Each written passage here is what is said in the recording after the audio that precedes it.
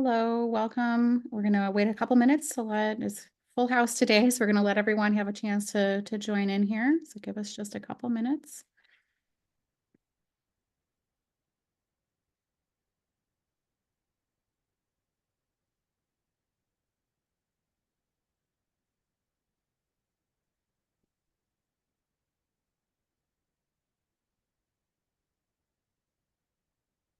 All right. Hi, everybody. Thanks for joining. Just going to have a couple more minutes here while we let people get in and get started.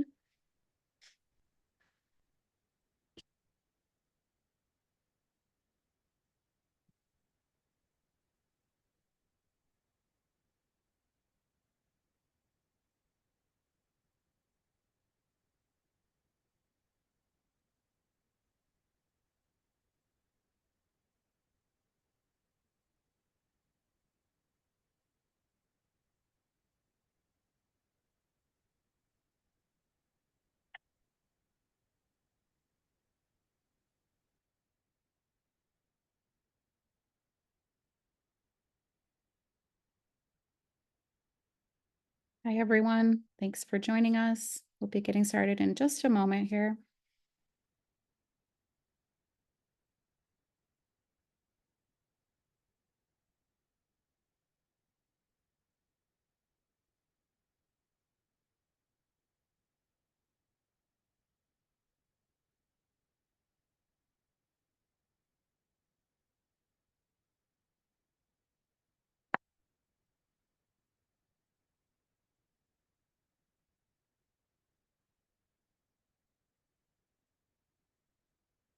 Hi, thanks for joining. Madison just noted, as those of you that are getting started in here, please change your name in your Zoom to your first and last name so she can easily identify who you are today, so you can ensure you get your AI credit. Get going in just a moment.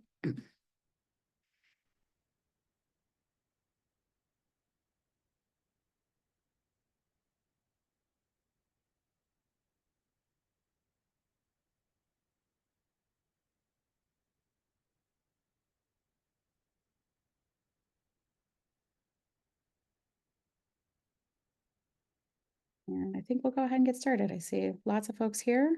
So thanks for joining. I'm Heidi Wang. I'm the co-chair of the Design for Aging Knowledge Community here at AIA Chicago. And we're really excited today to have our guest panelist or guest speaker, Francisco Lasta from Muller 2. We had actually met him at our social event earlier this year, our kind of inaugural social event, and that led to this great program that we're excited to have today. So I'm going to turn it over to Francisco to introduce himself, a little bit who we are, and then we'll get going on our presentation. Awesome. Thank you so much, Heidi. And hello, everyone. Good afternoon. My name is Francisco Lasta. I'm an occupational therapist. I work for Muller 2, which is an architecture and design firm that specializes in designing public spaces. I also lead our inclusive design team, and I really want to be able to bridge the world of OT and the architecture world. And I'm so glad that Heidi gave me this opportunity. AA Design for Aging gave me this opportunity to talk about it. And since we will be talking about inclusive design, I would like to add my pronouns. My pronouns are he, him, as well as a brief description of what our sighted attendees can see right now. I'm a brown-skinned Filipino cisgender male with black short hair and facial hair. I'm wearing a navy blue shirt and a gray jacket. I'm speaking from my home office with white walls and a partial view of a pinkish rose window behind me. Thanks for that. So today we'll be talking about what OT really is and the misconceptions about the profession. Let me pause there for a while. Heidi, are you going to, okay, go ahead. Let's steal it away from you here for a second. All right.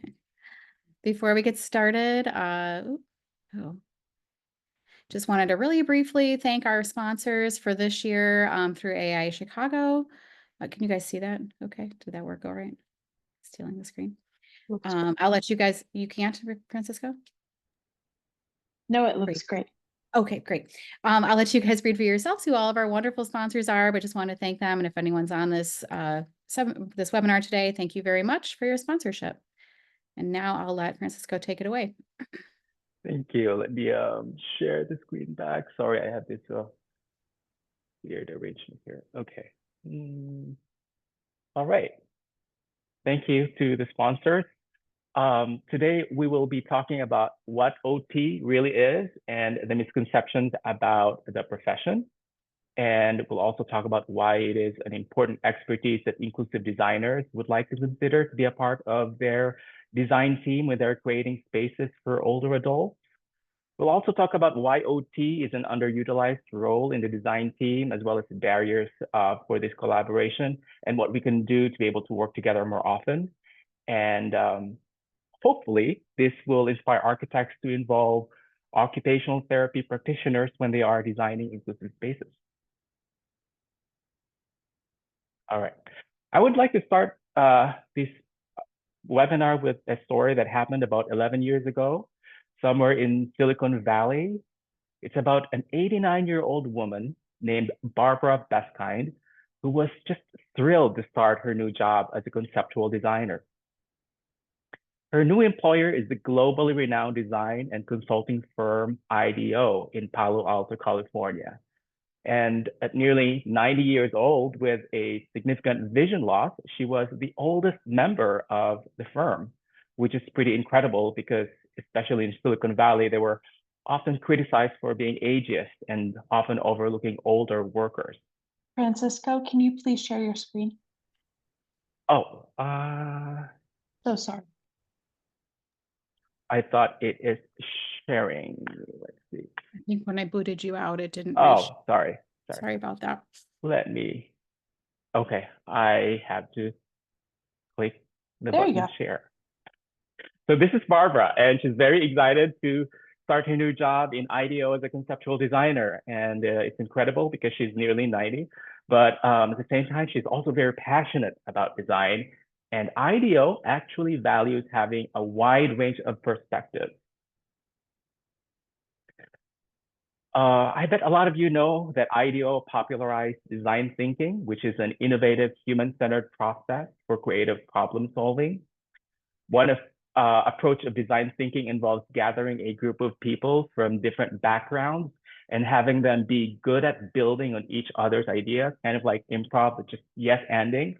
This group could consist of an anthropologist, an aerospace engineer, a software engineer, an entrepreneur, a doctor, a journalist, and even an opera singer. So Barbara's lived experience as an older adult with a disability was also the kind of perspective that IDEO needed to design innovative products. But there's one more thing about Barbara that prepared her for her role as a conceptual designer in a firm that specializes in human-centered design. 3 decades before that, she practiced as an occupational therapist.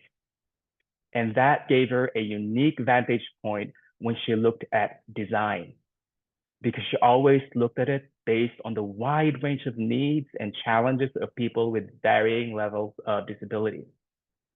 And if you're a design firm and you want to put the needs of people at the heart of your design, recognizing the value of working with professionals who have this kind of perspective is really important.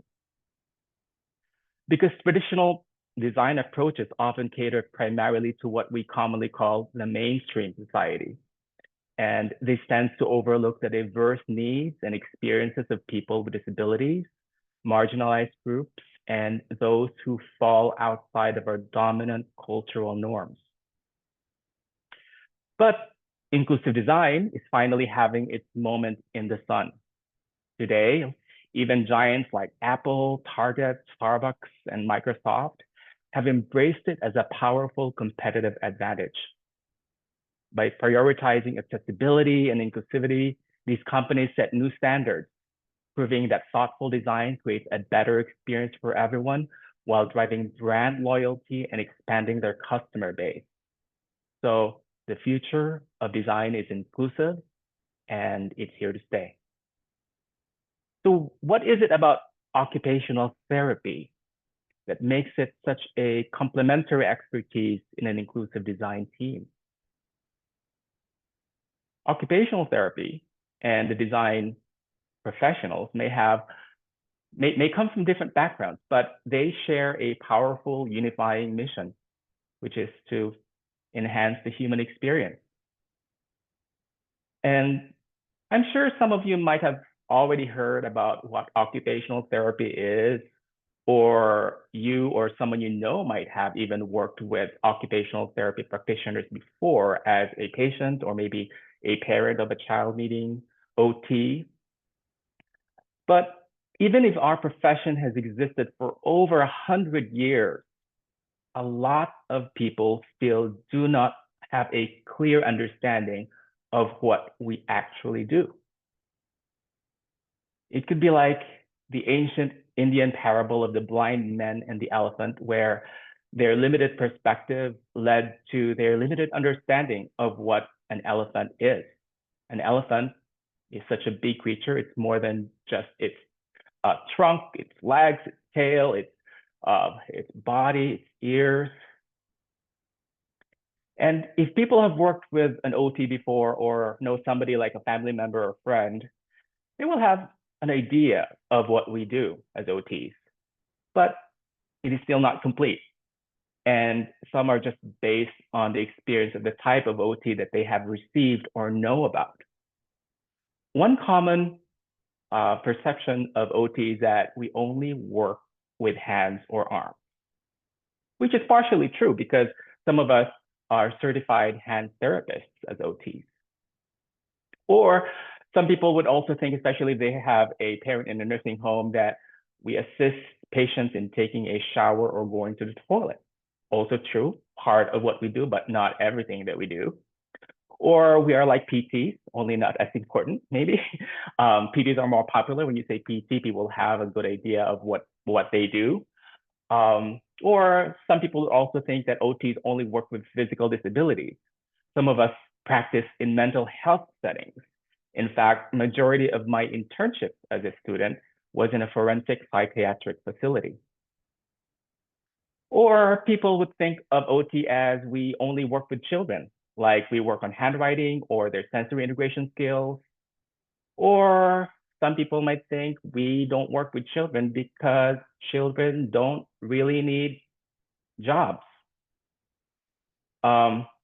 This really one of the most common misconceptions that OTs help people find jobs, like literally finding you an employment just because of the word occupation, or they're associated with vocational therapy. So you could say that one of the unique features of our profession is we're one of the most misunderstood professions.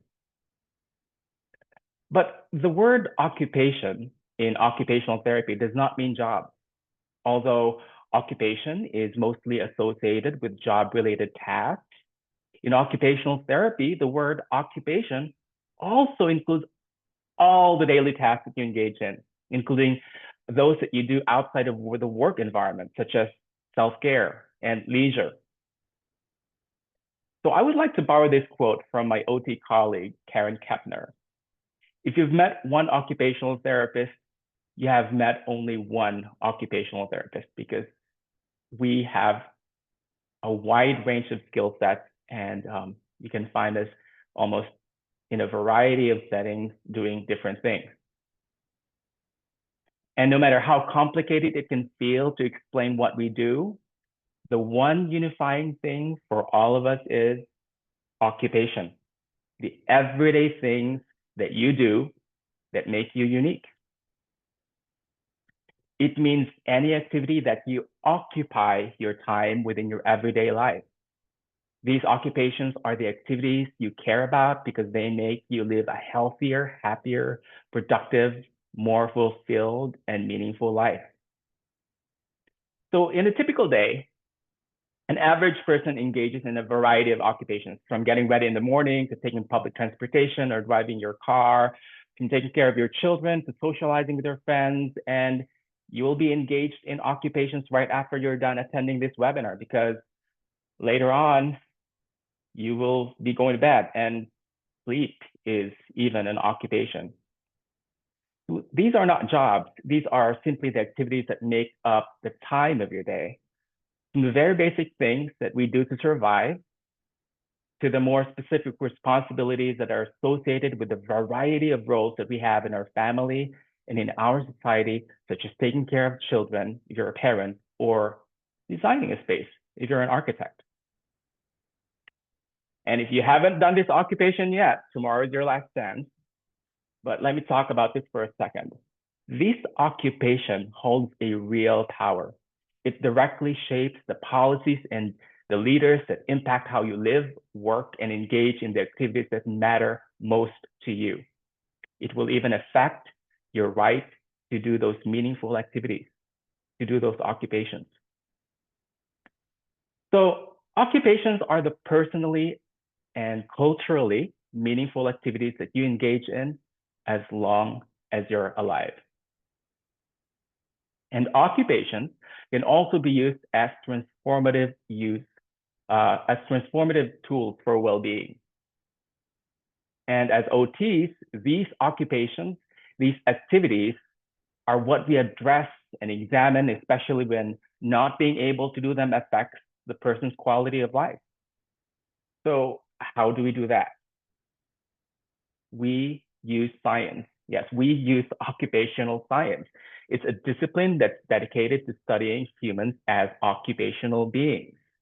And we study how people engage in purposeful activities in their daily lives and the impact of these activities on their health, well-being, and development. Now, imagine a life without being able to do these occupations. Life without these occupations would feel empty and unstructured, lacking the purpose, connection, and fulfillment that meaningful activities bring. Without occupations, we'd miss out on the everyday routines, challenges, and activities that shape our identity, connect us to others, and promote well-being. So there's a term called occupational deprivation. It occurs when individuals or groups face barriers or limitations that prevent them from engaging in meaningful and purposeful activities or occupations. And this deprivation can stem from various factors that have significant impacts on our well-being. So it could be war, it could be homelessness, it could be a forest fire, it could be incarceration, it could be a lack of accessibility, it could be being ostracized because you don't fit to like how normal people would look like. It could be caused by a variety of factors, whether it's internal, like a disability, or external, that is caused by the environment that you're in. And as occupational therapists, one of our primary mission is occupational justice.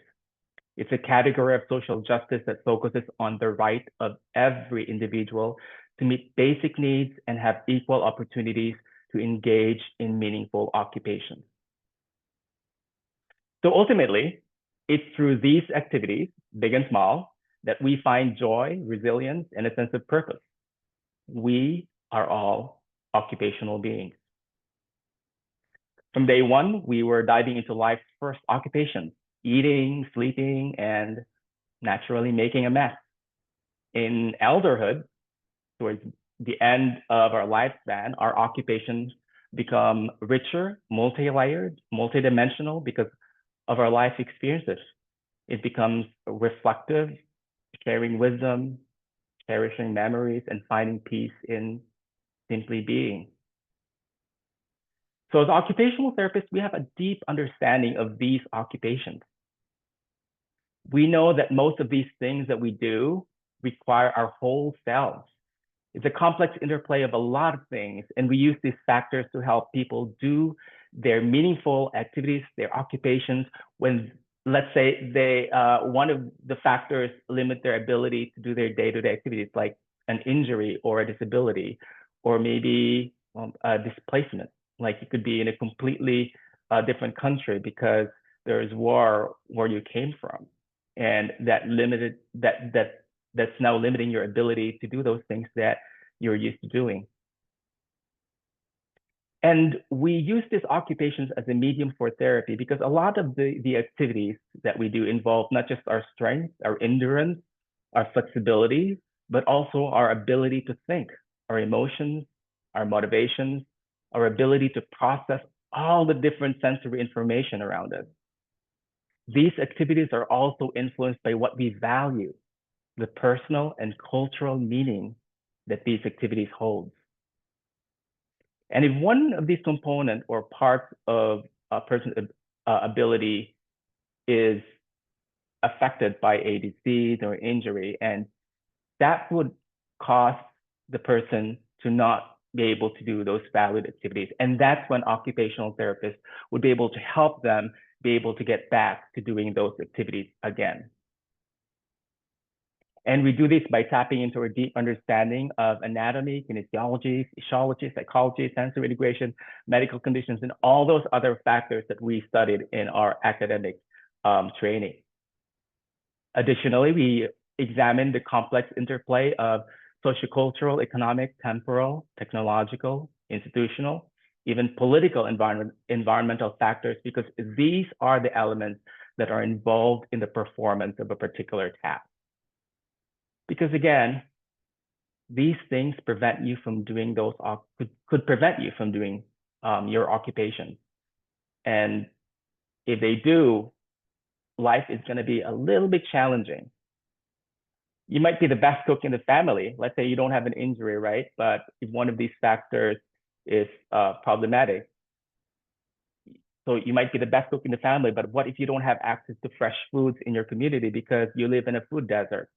And you don't have accessible public transportation because the train does not really provide service to your community. So one of the tools that we have is what we call activity analysis or task analysis. We break these occupations down into its granular components, breaking it or backing it up with our knowledge of all those things that I've mentioned earlier. So we do this in almost any occupation or any activity. And with that said, you can say that occupational therapy is an ambitious profession because we have such a broad scope that we cover. So from the neonatal intensive care units to mental health settings, to drivers rehab, to hospice care, you can find OTs. And there are also OTs that have ventured into non-traditional practice settings, such as in the tech industry and, like myself, in an architecture firm. And we also understand that occupations do not happen in a vacuum, and that the physical environment, the architecture, or the products that we use could affect the way we do these occupations. Our occupations are shaped and influenced by the environment around us. That's why we also examine the environment and its design and the environment's design features. As we do these activities, or as people do these activities, they are in a specific space, whether it's in our kitchen or a living room, in our office, or in a park, or in our bedroom. When we look at these environments, we ask ourselves, are these environmental features enabling or hindering people's ability to do the things they want and need to do? We examine everything in the space, from the layout of a room, to the design of a doorknob, to the texture of surfaces, to the type and font size of signage or labels being used, always in the perspective of the people using them. We also supplement this analytical thinking with a variety of standardized tests and tools. So it's basically having like an X-ray vision of the environment.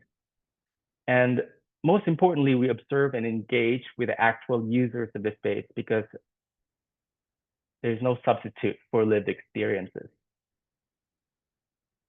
So this ability to look at the environment from this perspective is so ingrained in us that even if we're not at work, we have a high tendency to notice design features, especially those that annoy our OT brains, because we can visualize how people with different levels of abilities and diverse range of backgrounds, how they use to design objects and spaces. We know like what the limitations would be, where the difficulties could be.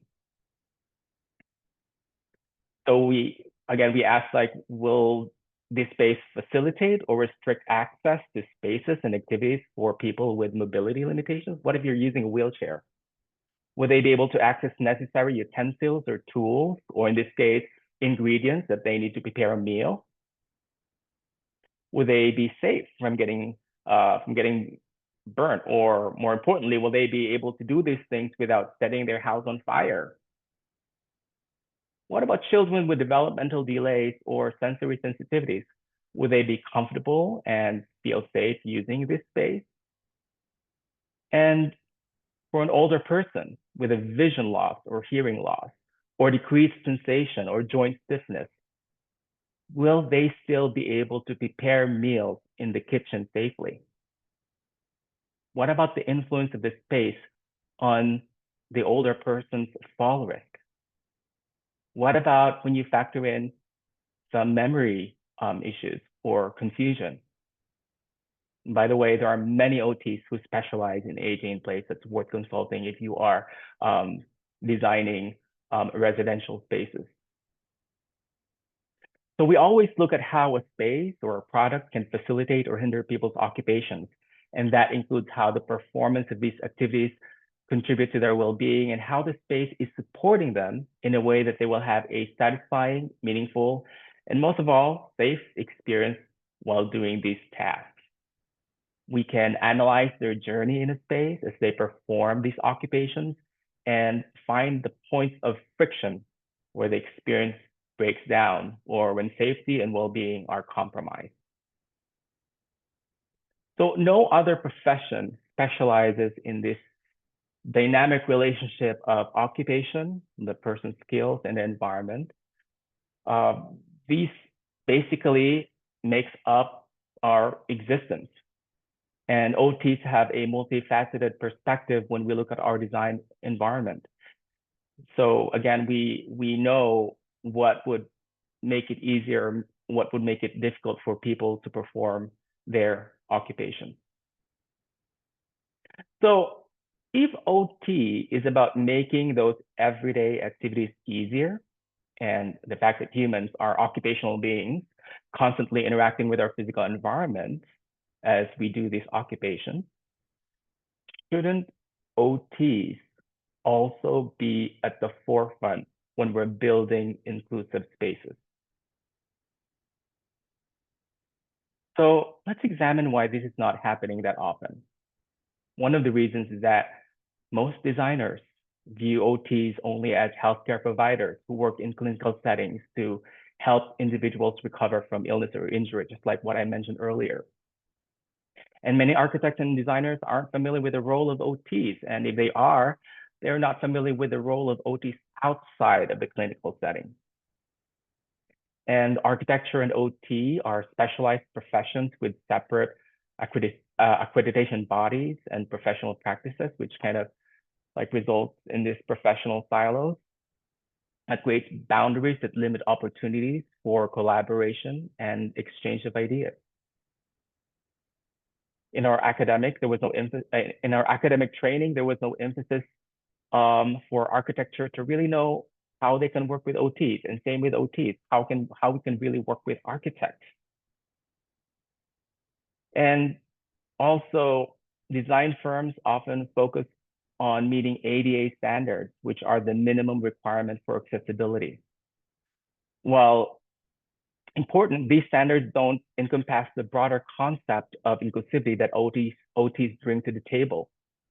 Designers may feel that meeting these standards is sufficient and not see the value of the involvement of OTs. And another thing that I would like to add is that when I was in the AOTA, the American Occupational Therapy Association annual conference this year, there's one comment that actually struck me that could also be contributing to this barrier. Because on both profession statistics, most OTs are women and most architects are men. And historically, I was thinking historically in the professional setting, women's ideas and contributions could be frequently dismissed or their competence questioned. So there's no evidence of this, but it just made me think.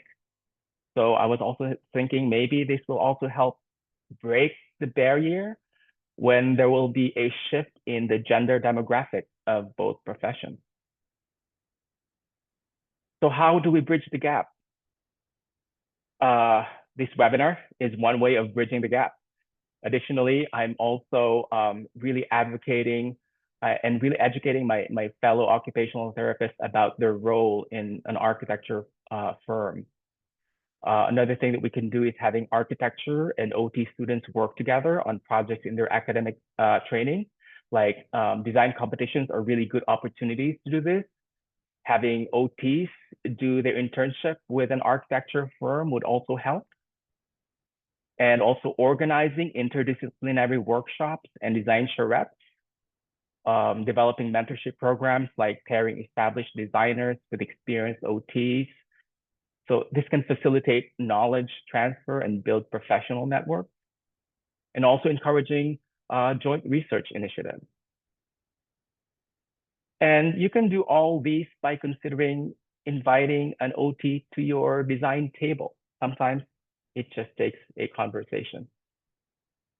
For example, if you'll be working in a skilled nursing facility or a hospital as a project, see if you can consult with the facility's OT department so the space can really be optimized for the patients, not just check the ADA compliance, because a lot of times, and this is based on my firsthand experience, facilities that are just ADA compliant does not mean it actually works for patients or for therapists. The placement of grab bars, showers, light switches, and the amount of space you can navigate the walker and wheelchair is just insufficient, and it's very frustrating.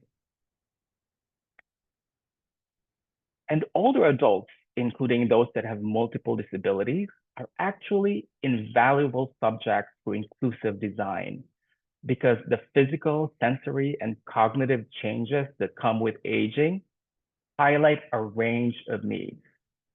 And addressing these needs, like improving accessibility, intuitive navigation, and social connection, not only supports older adults, but also creates environments that benefit everyone. And if we design these spaces well, we not only add years to their lives, but we're also adding life to their years. Additionally, here are more reasons why the aging population is a good subject when we think about inclusive design. The 85 and older population is projected to increase from 6.7 million in 2020 to about 14.4 million in 2040, more than doubling, with a 117 increase. Nationwide, 78% of adults over 55 have a chronic condition, such as arthritis, asthma, cancer, cardiovascular disease, chronic obstructive pulmonary disease, or diabetes. This rate increases to 85% in adults over 65. And more than 1/3 of adults over age 50 to 80 report feelings of isolation, which can have negative implications on both physical and mental health. And for individuals at least 60 years old, medical costs associated with falls totaled 58.76 billion. Another thing is that a 2020 report by the US Census Bureau estimated that only 10% of American homes are aging ready. That means they're not really aging friendly. And 77% of adults over the age of 50 prefer to age in place. These statistics suggest a strong desire among older adults to remain in their current homes and the communities as they age. Because let's face it, there's no place like home. Home is more than just a physical space. It is, for some people, it represents a significant part of their identity. This statistic, this graph, is from the United States Census, comparing the age distribution of our population from 1960 and how they predict it to be 100 years after, or less than 40 years from now. It really shows that our life expectancy is getting longer.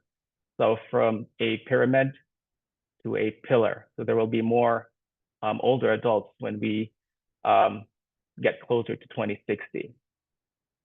And as we dive into the data of our aging population, the numbers paint a clear picture of a society growing older by the day.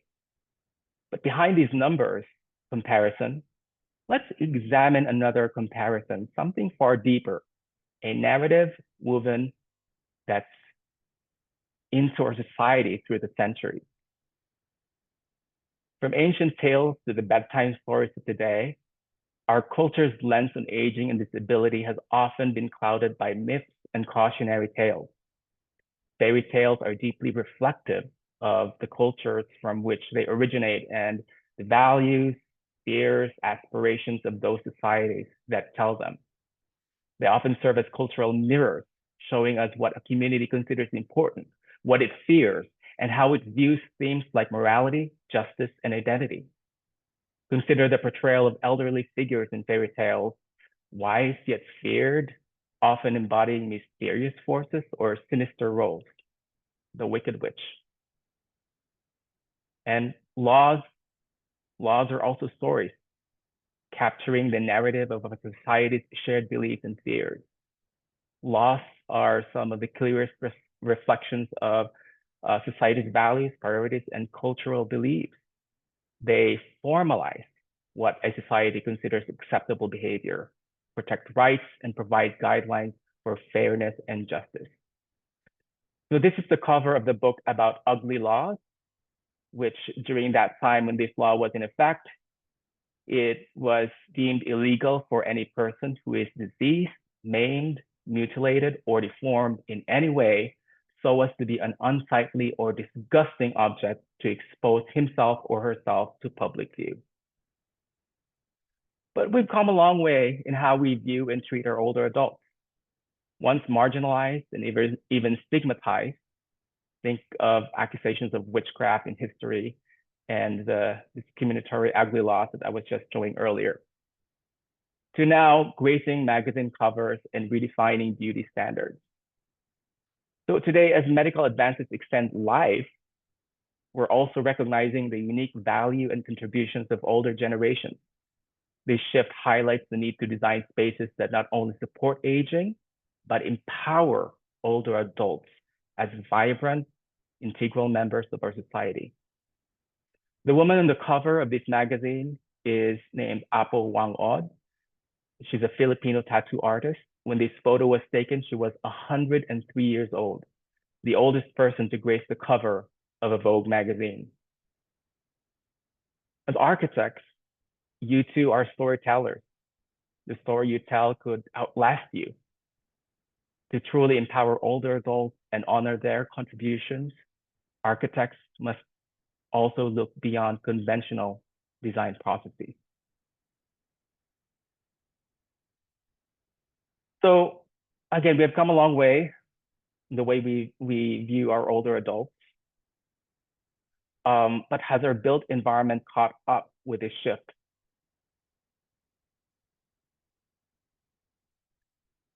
As architects, you too are going to get old, and you might find yourself using the space that you're designing today. These buildings tell stories. What stories would you like to tell yourself when you reach that point in your life as an older person? So this is where occupational therapists come in. With our deep understanding of how spaces shape our ability to live fully, we bring insights that help architects design for all stages of life. We can guide you in creating spaces that don't just look good, but truly support the needs and dignity of older adults. Spaces that empower, engage, and respect the journey of aging.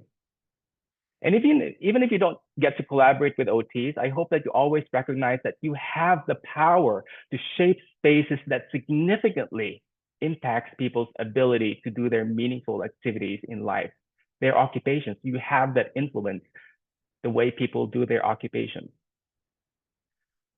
But let's flip the script on aging for a moment. Our life is not a series of separate chunks. It's a continuous journey. The impact of our surroundings begins before birth.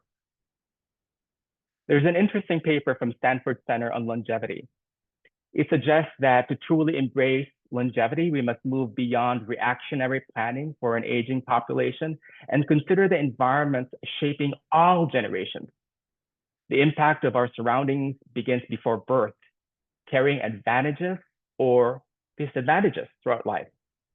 That's why we need to consider the needs of every generation when we design our spaces, so that we can ensure healthier, more supportive environments for both young and old. So inclusive design is more than just accessibility. It's more than just meeting the needs of older adults or people with disabilities. And it's more than just the built environment. It also caters to the need of the diversity of needs of our population.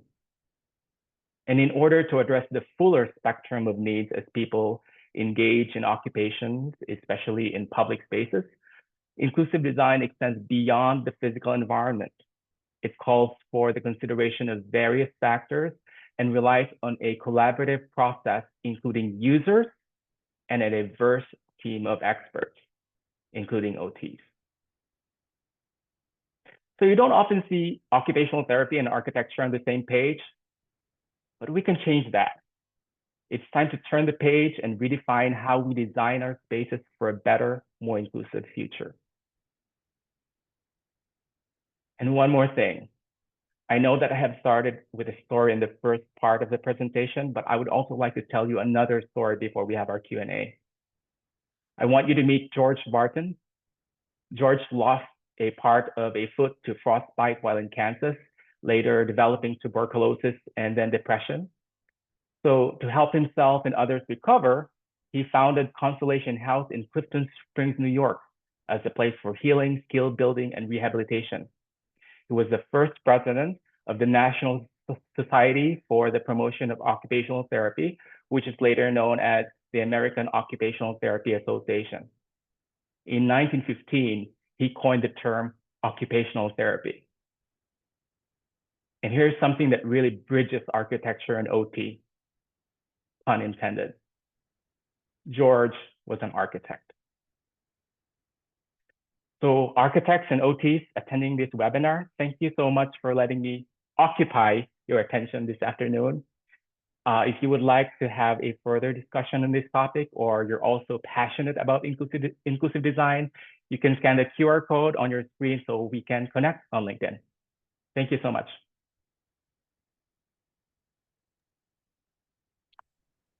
Thanks so much, Francisco. If anyone has questions, now would be a great time to type them into the Q&A. I know that there's one here, so we can address that. And don't be shy. Please feel free to type them in there. So the first question that we have from the audience is, so from the point of view of an occupational therapist, what is something that the architectural community could do in addition to collaborating with an occupational therapist? So I think in addition to collaboration, how can architects use the mindset of an OT in their designs or other things yeah. considering? Yeah, because you don't get to work with an OT right away, right? You can't find an OT tomorrow, maybe. But one of the things that you do is observe how people interact with the space. Where are they finding difficulties navigating the space? What frustrations do they express? When they're using the space that you're designing, consider the activities that happen there. And what do you think are the skills required to do those activities? And think about, what if the individual does not have all the skills of an average, person without disability? How would you redesign the space? It could be as simple as that. Yeah, I thought your example too, Francisco, of mapping out like what are all the steps involved in a particular activity and thinking about barriers or challenges, environmentally, it could be limiting some of those steps. I thought that was a really useful frame of mind to reference.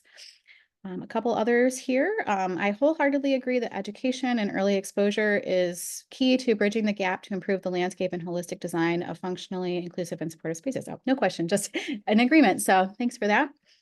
Another one says, as a current OTD student, are there many architectural firms that hold spaces for OTs, or do you find OTs are seeking out firms and try to pitch their role? That's a great question. I kind of had a similar question of how did you find yourself at Muller too, or how can architecture firms engage with OTs if they're not available as part of the client team? Just kind of what are those avenues for collaboration? That's a very good question because one of the emerging fields in the practice of occupational therapy is in the non-clinical setting, and that includes the tech industry, the design industry. It's really important for occupational therapy students or early on in their career to network outside your professional bubble. And if you want to be in the design setting, start networking now with architects or designers and really engage them in a conversation and see where you can fit in their organization. There are also universities and colleges with occupational therapy programs. They're actually looking for organizations or for design firms if they would be able to have their especially occupational therapy capstone students in the OTD program, the doctorate program of OT. They're looking for non-clinical experiences, and I think design firms would really benefit from that. So there's really a need for OTs to start, knowing how it is like to be in a design industry. Yeah, that's great. That's really exciting to hear the OT programs are actively seeking out, on the design side too. That's great. Yeah. So in fact, at Muller too, we have a partnership with 4 universities. Oh, We have a partnership with Midwestern University, Rush University, UIC here in Chicago, and also Duquesne University in East Coast. And we were very excited and we were very looking forward for them to join us early next year to start their internship. That's great. Got a couple questions here that are kind of similar topics. I'm gonna group them together, but can you provide an example of a project that you worked on as an OT where you were collaborating with the architects on your team at your firm, and describe kind of what you added to the project, ideas you contributed, or how you may have affected the design process? So when I joined the firm, I joined not as an occupational therapist right away. I was a marketing strategist, and my role kind of evolved because I really wanted to be able to use my skills as an occupational therapy because our firm designs public spaces. So right now we're in the earliest phase of our process, which is like building our inclusive design guidelines that we can apply in almost all of our projects where inclusive design is applicable. I have collaborated with architects when they were conceptualizing designs for an airport project. We're actually having an exciting project that's coming up, which is the design of sensory rooms, which is really, really exciting because sensory processing, sensory integration, that's one of our core expertise as OTs. Another project that I got myself involved in was the design of an inclusive bathroom. So we really discussed what are the things that would make people feel safe when they use the bathroom. So I have compiled research articles and also just analyzed what are the needs of people using in a bathroom that's mixed. Privacy is one of them.